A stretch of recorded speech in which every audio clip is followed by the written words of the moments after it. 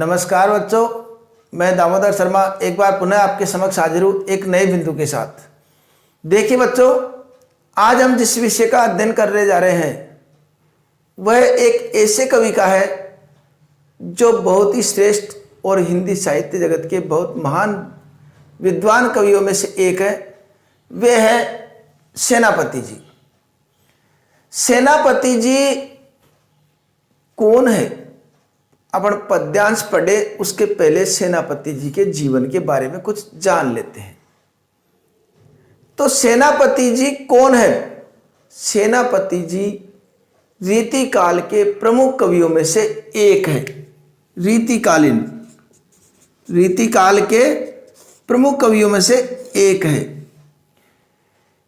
इन्होंने अपनी रचनाओं में कई प्रकार के अलंकार, रस, गुण, इन सब का समावेश करके अपनी रचनाओं में शोभा बढ़ाने का प्रयास किया है। इसके अलावा सेनापति जी का जन्म विक्रम संवत 1616 में हुआ और रचनाओं की बात की जाए तो इनकी दो प्रमुख रचनाएं प्रसिद्ध काफी रही है।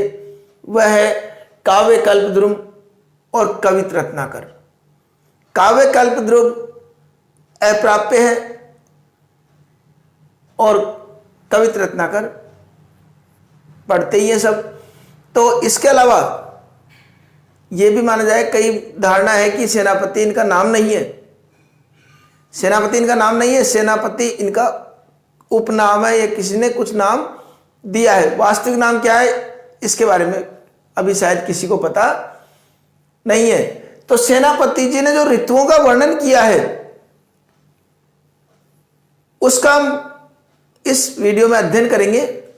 तो ऋतुओं का वर्णन करते समय जैसे प्रथम पद्यांश है, बरण बरण तरु फूले उपवन वन, सोई चतुरंगी संग दल लहियतु, बंदी जिमे बोलत बिरद वीर कोकिल है, गूंजत मधुप गुण गान गुण गयतु हूं, आवे आसपास कोपन की सुबास, सोई सोने के सुगंध माज सने रहियतु, शोभा को समाज सेनापति सुखसाज, आज आवत बसंत ऋतुराज कहियतु। पद्यांश पढ़ने पर थोड़ा थोड़ा हमको आभास हो गया होगा कि यह पद्यांश किस संदर्भ में है। यह पद्यांश है ऋतु वर्णन के संदर्भ में। और ऋतुओं का वर्णन जितना जबरदस्त और जितना शानदार कवि सेनापति ने किया है, शायद ही कोई आज तक इस संसार में कोई उस प्रकार ऋतुओं का वर्णन कर सका हो। तो उन्होंने प्रथम जो पद्यांश है कक्षा 10वीं का क्षितिज जो पुस्तक का नाम है, उसका जो सेनापति का ऋतु वर्णन के अंतर्गत जो प्रथम पद्यांश है उसमें उन्होंने बताया कि देखो, बसंत को राजा कहते हैं। हर कोई बोल देते हैं हम बसंत, ऋतुराज बसंत। अरे ऋतुराज बसंत है तो राजा क्यों कहा इसको? इस पद्यांश में इसी बात को उन्होंने स्पष्ट किया है। अगर ऋतुराज कहते हैं तो राजा होता है, तो राजा किसी को राजा यूं ही थोड़ी कह देंगे। राजा की तो ये विशेषता होती है, ये गुण होते हैं, ये कार्य होते हैं, वो कार्य होते हैं। तो वो इसके कहां पर है बसंत के, जो हम इसको ऋतुराज कह दे? तो उसी बात को इन्होंने स्पष्ट किया है कि बरण बरण, बरण बरण का मतलब वर्ण, विभिन्न वर्णों के, ये इसका तत्सम रूप हो गया। विभिन्न वर्णों के, वर्ण वर्ण, विभिन्न वर्णों के तरु, तरु का मतलब वृक्ष, फूल, उपवन बगीचे और वन जंगल, चार नाम लिखे मैंने, वृक्ष, फूल, उपवन और वन। सोई, सोई का मतलब वही, सोई का मतलब क्या हो गया? वही। चतुरंग संग दल लहियतु, चतुरंगी सेना, दल का मतलब सेना, साथ में, संग का मतलब साथ में, लहियतु लेकर के चलते हैं। अरे एक राजा जब भी जाता है तो वह अपनी चतुरंगी सेना को साथ में लेकर चलता है। चतुरंगी सेना आपने देखी होगी, राजा जब भी जाते हैं तो उनके साथ चतुरंगी सेना चलती है। चतुरंगी सेना में कौन कौन आते हैं? पैदल, पैदल, पैदल के बाद में घुड़सवार, फिर रथ, हाथी, ये इस प्रकार की सवार जो 4 सेना है, चतुरंगी सेना, उस प्रकार उस राजा के साथ चलती है। तो इसके चतुरंगी सेना तो विभिन्न प्रकार के वृक्ष, फूल, उपवन और वन, वही चतुरंगी सेना है, वही जो राजा की चतुरंगी सेना होती है। तो राजा की हाथी, घोड़े, रथ और पैदल, इस प्रकार की चतुरंगी सेना होती है। तो इसकी भी चतुरंगी सेना है। इसकी चतुरंगी सेना कौन है बसंत की? वृक्ष, फूल, उपवन और वन, इस प्रकार की चतुरंगी सेना को साथ में लेकर ये बसंत भी चलता है। ठीक है, ये बात मान ली। 4 सेना भी इसके पास हो गई, चारों प्रकार की सेनाएं इसके पास हो गई। लेकिन राजा के गुणगान तो उसके जो बंदीजन है, दरबार में रहने वाले बंदीजन, ये राजा के गुणगान करते हैं। इसका गुणगान कौन करता है? तो इसका भी जवाब उन्होंने दिया है। इसको बंदी जिमी, जिस प्रकार बंदी जिमी, बंदी जिमी का मतलब बंदीजन, जिमी का मतलब जिस प्रकार एक राजा के गुणगान के लिए बंदीजन होते हैं, बोलत वीर बिरद वीर कोकिल है, उसी प्रकार इन बसंत की बिरदावली, बड़ाई करने वाले, वीरता की बड़ाई करने वाली कौन है? कोयल। आपने देखा होगा बसंत ऋतु में कोयल बोलना चालू कर देती है। तो उसी प्रकार जिस प्रकार राजा के बंदीजन उसकी बिरदावली गाते हैं, उसी प्रकार इस बसंत ऋतु की बंदीजन के रूप में कोयल उसकी बिरदावली गान करती है, उसका यशगान करती है और उसकी बड़ाई करती है वीरता की।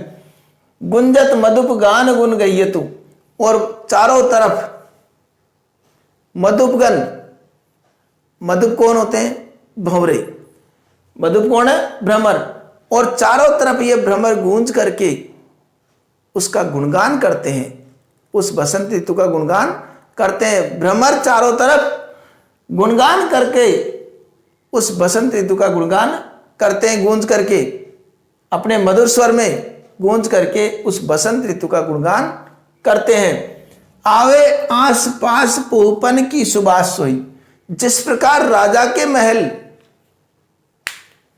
महलों के अंदर इत्र की सुगंध आती रहती है, सुगंध से परिपूर्ण रहते हैं, उसी प्रकार आवे आस पास पोहपन की सुबास, वही खुशबू इस वातावरण में आसपास पुष्पों की सुगंध के रूप में सामने आती है। सोने के सुगंध मांझ सने रहियत, और जिस प्रकार राजा के महल, राजा के सोने के महल, यहां से हम अर्थ लेंगे, पहले इसका अर्थ ले लेंगे कि जिस प्रकार राजा के मांझ महल, जिस प्रकार राजा के सोने के महल सुगंध से सने रहियत है, सुगंध से सने रहते हैं, इत्र की सुगंध से सने रहते हैं, उसी प्रकार इस बसंत ऋतु में आसपास पुष्पों की सुगंध व्याप्त रहती है। ठीक है, एक बार और सुन ले कि जिस प्रकार राजा के महल, राजा के सोने के महल सुगंध से परिपूर्ण रहते हैं, इत्र की सुगंध से परिपूर्ण रहते हैं, सने रहते हैं, उसी प्रकार इस बसंत ऋतु में आसपास जो पुष्पों की सुगंध है वह भी उस राजा के महल की तरह ही प्रतीत होती है। सौभाग्य समाज, अंतिम 2 पंक्तियों में बताया कि एक राजा संपूर्ण समाज की शोभा होता है, उस समाज को शोभा प्रदान करता है। वो सेनापति सुखसाज, सेनापति के अनुसार वह सारे समाज को सुख प्रदान करने वाला होता है। एक राजा सारे समाज की शोभा होता है और सारे समाज को सुख प्रदान करता है। तो बसंत क्या करता है?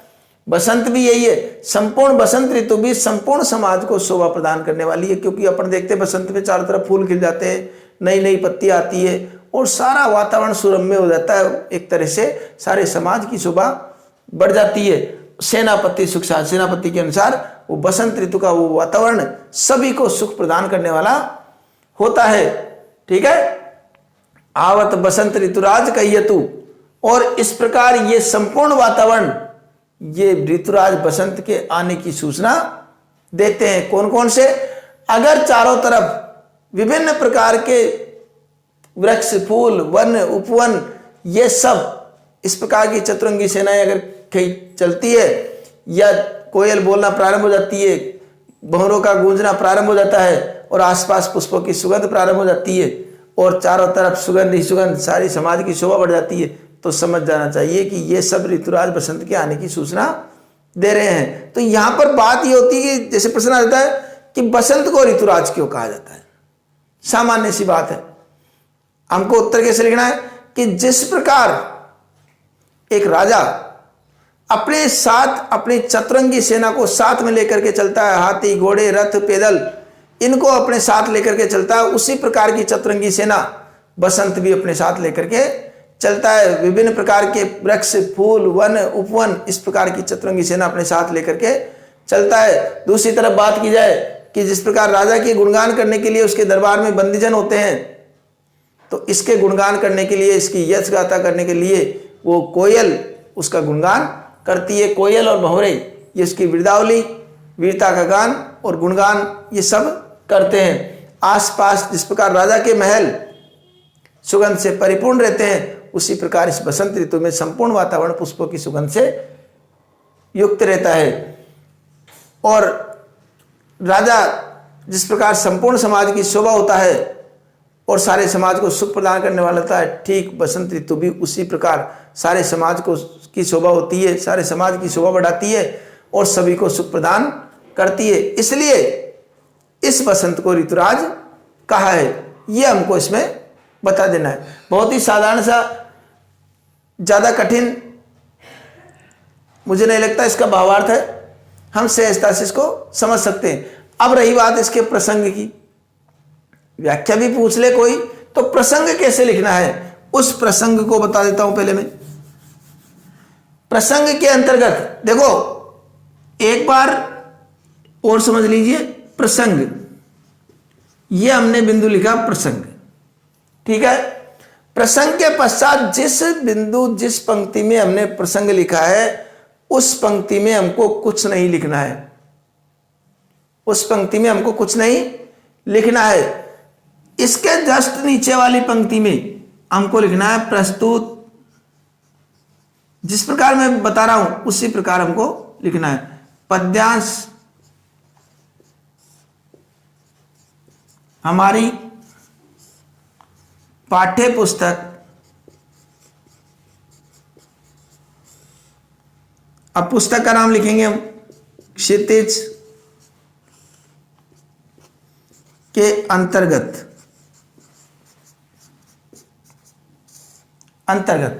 अब कवि कौन है, कवि अब यहां से चालू करेंगे, सेनापति द्वारा रचित ऋतु वर्णन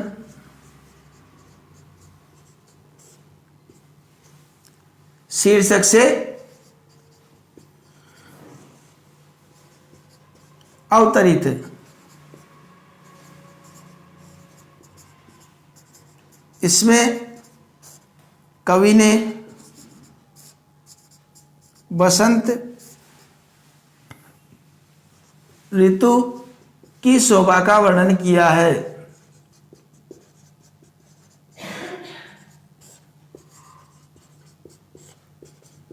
ये तो हो गया हमारा प्रसंग। अब व्याख्या जो अभी बताई थी उस प्रकार से हमको व्याख्या लिख देनी है। व्याख्या में भी जिस लाइन में जिस पंक्ति में हम व्याख्या शब्द लिखे उसको छोड़ना है, नीचे वाले से चालू करना है। तो नीचे चालू करेंगे, सेनापति बसंत ऋतु की शोभा का वर्णन करते हुए कहते हैं कि, और हमारी व्याख्या प्रारंभ हो जाएगी। अब व्याख्या के पश्चात अगला जो बिंदु आता है वो आता है हमारा विशेष। कौन सा बिंदु आता है? विशेष। विशेष ये व्याख्या का महत्वपूर्ण बिंदु होता है। इसमें ही बालकों की सही परख होती है कि बालक को कितना ज्ञान है, व्याकरण का कितना ज्ञान है, इस पद्यांश के बारे में क्या क्या वो समझा, वो सारी जानकारी वो विशेष के माध्यम से देखता है। इसलिए विशेष तो निश्चित रूप से हमको किसी भी व्याख्या के बाद में लिखना ही है, छोड़ना नहीं है। तो विशेष मैं इधर लिख देता हूं, नीचे जगह कम है तो विशेष लिखना वहीं पर है, पर इधर जगह कम होने की वजह से मैं इधर बता देता हूं बिंदु। तो विशेष में क्या लिखेंगे? पहले तो इसकी भाषा, इस पाठ की भाषा कौन सी है, इस पद्यांश की भाषा कौन सी है? तो ब्रज भाषा, ब्रज भाषा का प्रयोग, एक बिंदु ये हो गया। इसमें छंद, अब देखिए सेनापति जी के जो अपने पाठ्य पुस्तक में जो पद्यांश शामिल किए गए हैं उन सभी में कवित छंद है। तो ये कॉमन हमको विशेष सभी पद्यांशों के लिए ध्यान रखना है, कवित छंद। भाषा भी सब में वही है, सभी पद्यांशों में ये विशेष दो तो चलेंगे ही।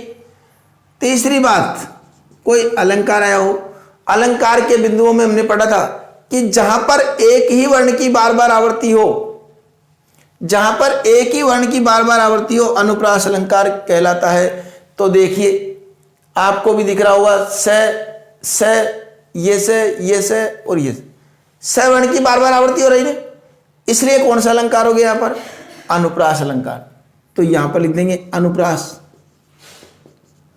अलंकार का प्रयोग। और भी देख ले कोई अलंकार, बंद जिमी, जिमी जैसे, जैसे किस कौन से अलंकार में होता है? उदाहरण अलंकार। तो इसको भी साथ की साथ लिख दे, अनुप्रास उदाहरण अलंकार का प्रयोग। ठीक है, अगले अंतिम विशेष में लिख देंगे हम किसका वर्णन किया गया है। तो बसंत ऋतु का बहुत सुंदर चित्रण हुआ है, चित्रण हुआ है। यह इसके विशेष, इस प्रकार हमको व्याख्या करनी है। अब प्रश्न और कैसे कैसे बनते हैं, क्या क्या प्रश्न हो सकते हैं, उन सबको मैं नीचे डिस्क्रिप्शन में देता हूं, उनको आप हल किया करो। डिस्क्रिप्शन में आपको हर वीडियो के नीचे प्रश्न मिल जाते हैं, कुछ महत्वपूर्ण परीक्षा उपयोगी प्रश्न, उनको भी हम तैयार कर सकते हैं। तो यह हमारा पद्यांश व्याख्या का यह स्वरूप हो, व्याख्या हम इस प्रकार करें, और जब हमको व्याख्या कन्फर्म पक्का याद है तो निश्चित रूप से प्रश्नों के उत्तर भी हम सहजता से दे सकते हैं। ठीक है, और एक जो बात देखने को मिल रही है कि आप इस चैनल को, कई अभी ऐसे भी जुड़े हुए हैं जो इस चैनल को सब्सक्राइब अभी तक उन्होंने नहीं किया है। तो मेरा उनसे अनुरोध है कि वह इस चैनल को सब्सक्राइब अवश्य कर ले, ताकि उनको आने वाले वीडियो भी समय पर प्राप्त हो सके। अगले वीडियो में पुनः एक नए बिंदु के साथ आपसे मुलाकात होगी। तब तक के लिए धन्यवाद।